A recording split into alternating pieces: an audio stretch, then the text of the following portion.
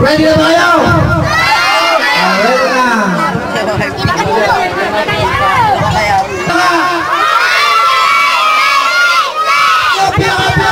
Pinaka-mahina.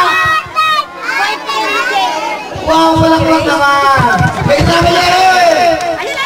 Siyamat ba ka? Okay. Gusto niya ka makakita ng magic? Gusto niya na? Ganda ba? Kuya, kain ka muna sa video. Hindi kami magmamagic pag may bata sa aming harapan. Kasi baka maswarog ang kanilang mukha. Baka kainin ng water ko na nga ng bata yun. Susunduin mo na kayo. Ano ba siya magic? May taya wala? May taya wala? Wala? Meron? Sige, parang di kayo mataya. Itaas ang kaming tuturo. Taas. Ilagay sa mata. Tanggalin ang mata. Ipalay sa karate. Iyam. Para matanggal yung nakapala sa inyong mata. Parang di kayo mataya. Ano ba mabit? Tama. Mata. Ha? Okay. Dalit. Dalit na kayo.